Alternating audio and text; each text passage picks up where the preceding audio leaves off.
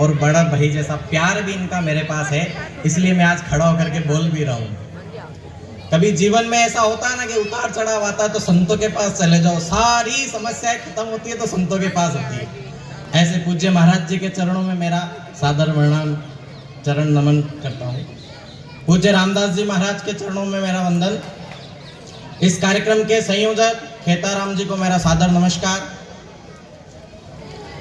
इस भारत की भूमि पर महाराणा प्रताप, शिवाजी महाराज, चंद्रशेखर आजाद, भीमराव डॉक्टर अंबेडकर, भगत सिंह जैसा ओजस्वी भाव लिए हुए विराजमान प्रबुद्ध जन, मेरे बड़े बुजुर्ग, मेरे भाई, आप सबको मेरा सादर नमस्कार।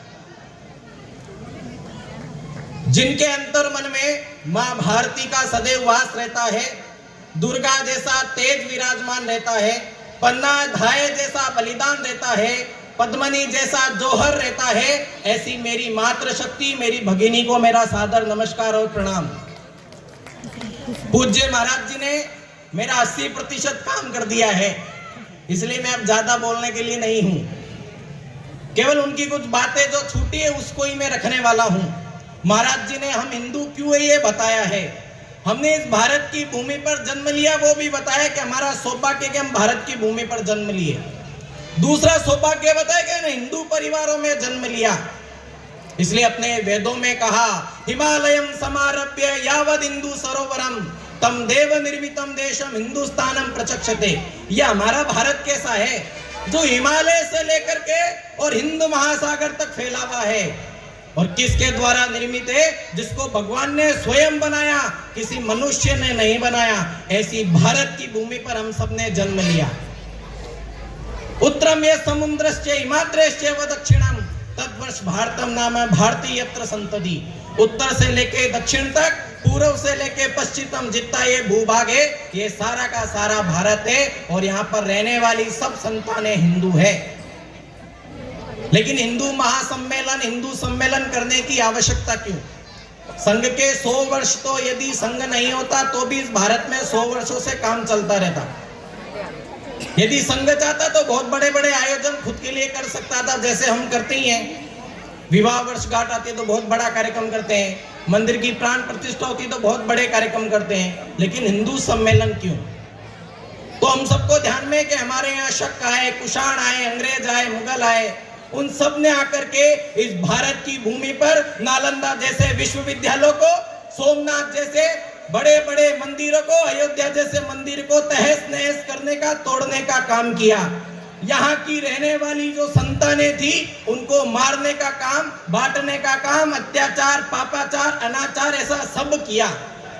इसलिए हमारा हिंदू समाज ये भूल गया कि मैं हिंदू हूं। वो आत्मविस्मृत हो गया, वो आत्मशून्य हो गया। उस हिंदू समाज को जगाने का काम इस भारत की भूमि पर आजादी के पूर्व में प्रारंभ हुआ 1925 में, आज तक चल रहा है। इसलिए हम 100 वर्ष के हो गए हैं, और हमारा देश आजाद हुए भी 100 वर्ष होने वाले, मात्र 20-22 साल का समय और बचा है। हिंदुओं के लिए कहते थे कि मेंढक तोलने के समान है, तराजू में एक मेंढक रखिए, दूसरा लेकर के आएंगे, तब तक पहले वाला मेंढक उछल करके बाहर चला जाएगा। ऐसी हमारे हिंदू समाज की स्थिति होगी। 4 हिंदू कब साथ चलेंगे? जब 5वां कंधे पर होगा तब हिंदू समाज चलेगा। लेकिन हमारा धीरे धीरे हमारा देश का स्वरूप बदला। हिंदू समाज ने करवट लेना प्रारंभ किया। हिंदू समाज सोकर के जागृत अवस्था में आया, और जब जागृत अवस्था में आता है तो किस प्रकार के परिणाम इस भारत की भूमि पर आते हैं? तो हिंदू समाज सोती हुई नींद से करवट लेकर के आंखें खोल के उठ के बैठा है, तो राम मंदिर जैसा भव्य हमारे यहाँ पर भारत में अयोध्या में बन करके खड़ा हो जाता है। ये हिंदू समाज के जागने का परिणाम है। और हिंदू समाज जब जागता है तो क्या होता है? जिस कश्मीर की धरती से ऐसे भारत के रहने वाले हिंदुओं को रातों रात अपनी सारी भूमि को छोड़ करके भागना पड़ा, ऐसी धारा 370 हटा दी जाती है। ये हिंदू जब जगता है। लेकिन आज भी थोड़ा हिंदू निंद्रा में है, आज भी थोड़ा हिंदू सोया है। इसलिए अपने यहाँ कहते हैं कि 4 प्रकार के हिंदू अभी भी है।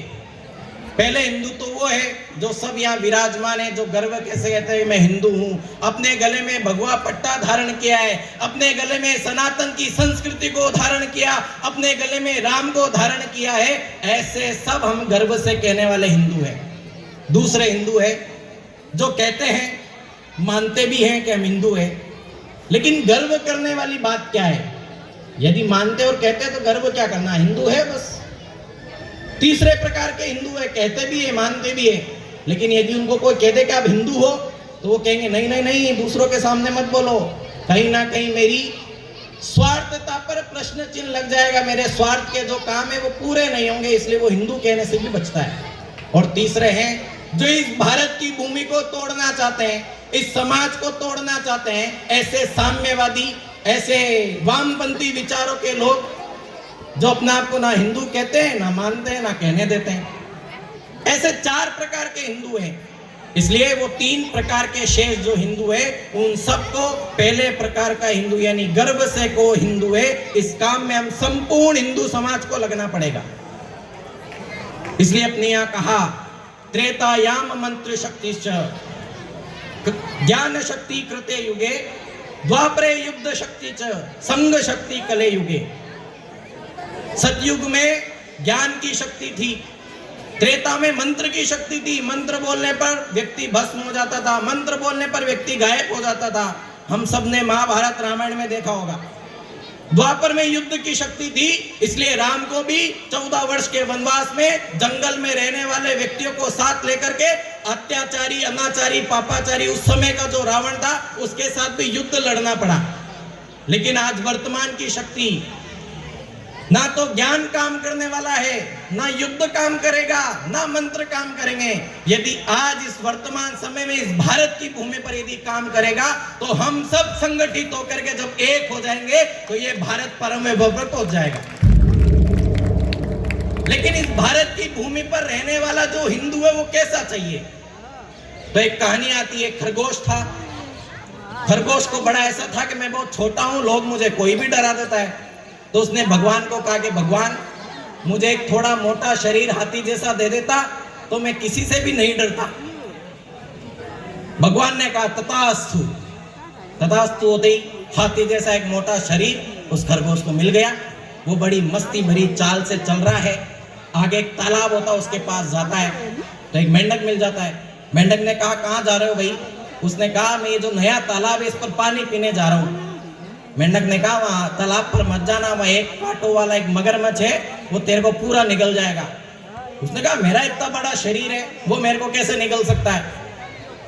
तो उसने भगवान को कहा भगवान इतना मोटा शरीर तेने दे दिया, थोड़े एक मगरमच्छ जैसे कांटे भी मेरे लगा देता तो मेरे को कम से कम खा तो नहीं सकता? भगवान ने कहा तथास्तु। उसको और आनंद आ गया, मोटा शरीर, मोटी चमड़ी, ऊपर किले जैसे नाखून जैसे बड़े बड़े दांते लग गए उसके शरीर पर। फिर आगे गया तो एक पक्षी ने कहा कहाँ जा रहे हो? बोला मैं आगे जा रहा हूँ। बोला आगे से गेंडों भरा झुंड आ रहा है, तेरे को कुचल करके मार देंगे। तो उसने कहा भगवान एक मेरे को मोटी चमड़ी दे देता तो कम से कम मैं गेंडों से तो बच जाता। भगवान ने कहा तथास्तु। उसके चमड़ी भी आ गई। लेकिन भगवान ने उसको एक प्रश्न किया, हे मूर्ख, तू मेरे से केवल इतना सा ही मांग लेता कि भगवान मुझे निर्भय बना दो। ये निर्भयता यदि मिल जाती तो ना तो तेरे को मोटी चमड़ी की जरूरत होती, ना मगरमच्छ जैसे बड़े बड़े दांतों की जरूरत होती, ना तेरे को हाथी जैसे शरीर की जरूरत होती। तू निर्भय होकर के संसार में घूम सकता था। आज हिंदू समाज की स्थिति ऐसी है, हिंदू समाज भगवान के सामने जाकर के पैसा भी मांगता है, धन भी मांगता है, परिवार भी मांगता है, लेकिन ये नहीं कहता है कि हमारा पूरा समाज एक होकर के इस भारत को परम वैभव ले जाए। ऐसी हमारे को संगठन की शक्ति दे दो। आज आवश्यकता इसी संगठन की शक्ति की है। इसलिए हम सबको मिलकर के इस भारत की भूमि पर व्यवस्था का परिवर्तन हुआ है, उसका ही परिणाम है कि राम मंदिर धारा 370 हटी है। आगे भी ये हिंदू समाज जब उठ करके जाग करके दौड़ना प्रारंभ हो जाएगा तो मुझे लगता है इस भारत को अखंड बनने में भी समय नहीं लगेगा। और आज वर्तमान में 21वीं सदी चल रही है। इस 21वीं सदी का 2026वां वर्ष चल रहा है। 2047 में इस भारत के आजादी के 100 वर्ष पूर्ण होने, और तब तक ये भारत अखंड हो, ऐसा हम सबका एक मन का स्वप्न आंखों देखा होना चाहिए। लेकिन इसके लिए हम सबको मिलकर के काम करना पड़ेगा।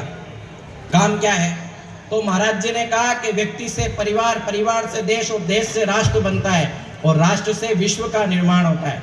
लेकिन जब कोई संकट आता है तो विश्व पर संकट आएगा तो राष्ट्र पर भी आएगा, राष्ट्र पर आएगा तो देश पर भी आएगा, देश पर आएगा तो परिवार पर भी आएगा और परिवार पर आएगा तो व्यक्ति पर भी आना है, कोई अछूता नहीं है।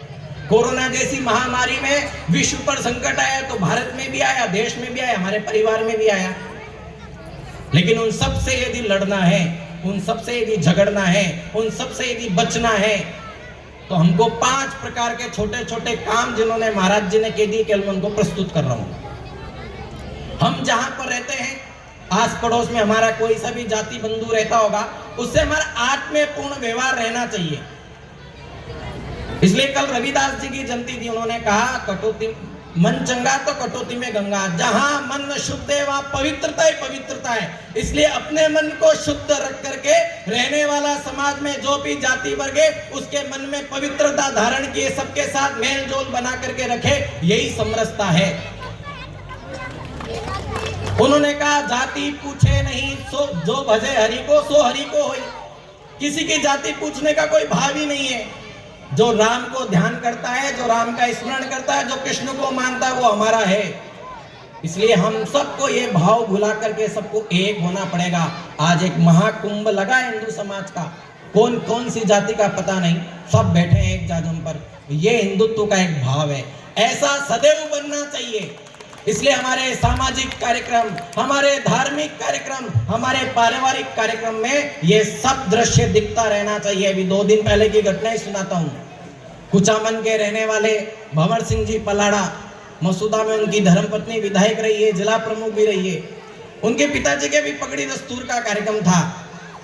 अपने घर से वाल्मीकि परिवार के यहाँ जाते ढोल बजाते हुए, वहां से सफेद कालीन बिछा करके उस परिवार को अपने घर लेकर के आते हैं, चरण धोते हैं, उनका चरण वंदन करते हैं, पूजन करते हैं। जिस थाली में खुद भोजन करते हैं उसमें भोजन कराते हैं और अंत में भेंट देते हैं। कितना एक सुंदर दृश्य बना होगा। कहाँ एक शूद्र समाज का व्यक्ति और कहाँ एक क्षत्रिय समाज के व्यक्ति, दोनों एक जगह बैठ करके, एक जाजम पर बैठ करके भोजन कर रहे हैं। किस प्रकार का हमारा हिंदू समाज का भाव निकल करके आता है। ऐसे उदाहरण हमको प्रस्तुत करने पड़ेंगे आज समाज में।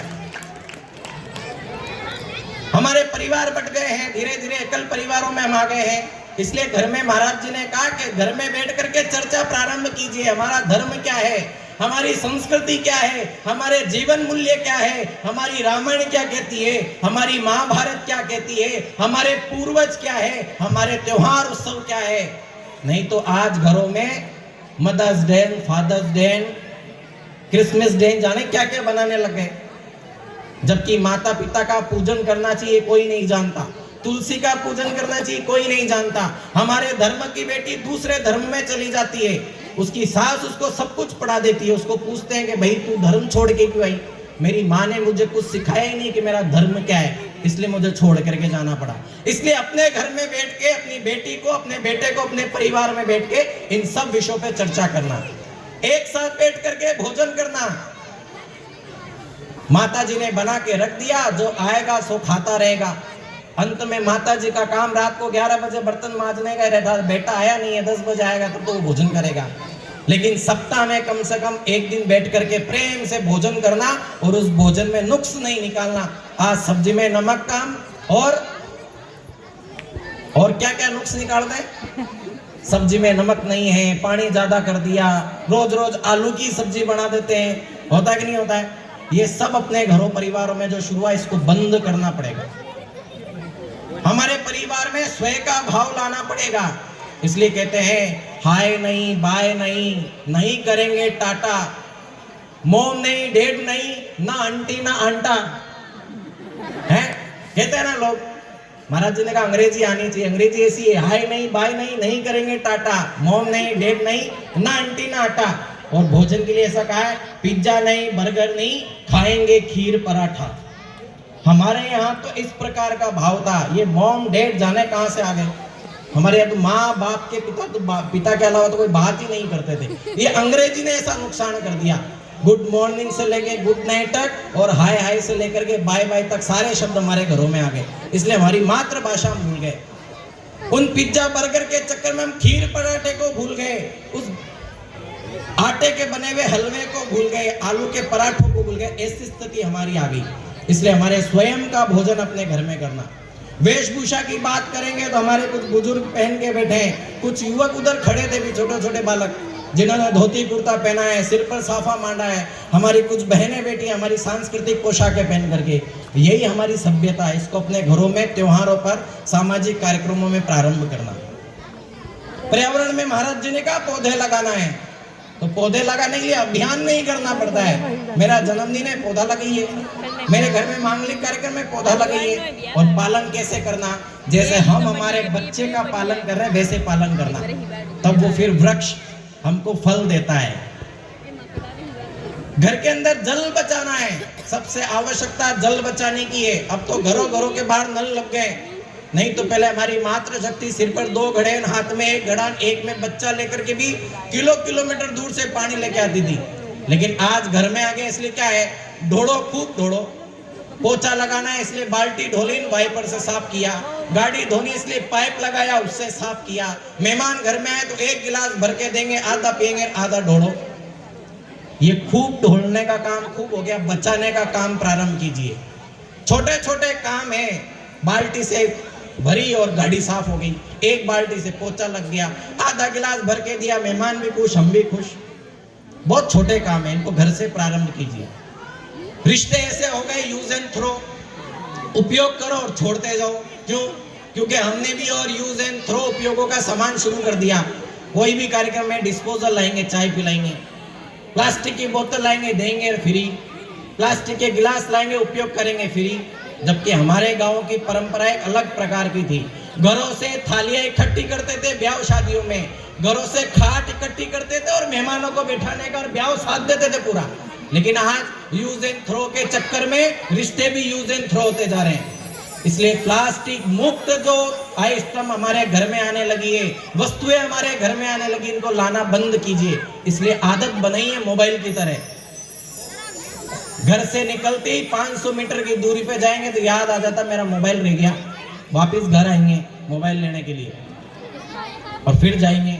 और आदत तो और बुरी बन गई कि उस छोटे से घर में जिसको चिंतन घर कहते हैं, वहां पर भी ये ले जा करके बैठते हैं। इसके बगैर चिंतन नहीं होता उनका, आधे आधे घंटे तक भी बैठे रहते हैं। जब वहां आदत इसकी पड़ सकती है तो वे घर से बाहर थैला ले जाने की आदत क्यों नहीं डाल सकते, घर में प्लास्टिक लाने की आदत छोड़ क्यों नहीं सकते? ये सब आदत का भाव है, इसको जीवन में अपनाना पड़ेगा। फिर महाराज जी ने नागरिक शिष्टाचार का कहा है, गाड़ी चलाते समय हेलमेट है, सीट बेल्ट है, इन सब का उपयोग हम करने चाहिए। हम जब विद्यार्थी थे, आप सब भी गए होंगे झंडारोहण में 26 जनवरी 15 अगस्त को, क्योंकि लाडू मिलता था, बच्चे थे इसलिए जाना ही पड़ता था, कार्यक्रम होते थे इसलिए भी जाना पड़ता था। लेकिन आज मिष्ठान तो आज भी मिलता है, लेकिन उस तिरंगा झंडे के प्रति हमारा सम्मान खोता नजर आता है। हम भारत के तो हैं, लेकिन झंडारोहण बच्चों का कार्यक्रम, स्कूल का कार्यक्रम हो जाएगा, आज कॉलेज में आते ही ये सब छूट जाता है। गांव के गांव उस कार्यक्रम में नहीं जाते। उस भारत माता का जो तिरंगा झंडा है उसके प्रति हमारा सम्मान, ये नागरिक कर्तव्य है। घर से हम झाड़ू लगा करके कचरे को बाहर निकाल देते हैं और हम कहते हैं ये भारत हमारी माँ है, ये धरती हमारी माँ, और हमने उसी को ही गंदा कर दिया। हमारा घर साफ रहना चाहिए, उस धरती माँ को हम गंदा कर देते हैं। जबकि आज सरकार के द्वारा गाड़ियां चल रही है और चल रहा है। इसलिए छोटे छोटे काम अपने घर से प्रारंभ करना और इन सब को करते हुए इस भारत को परम वैभव पर ले जाना है। इसलिए ये 5 काम बहुत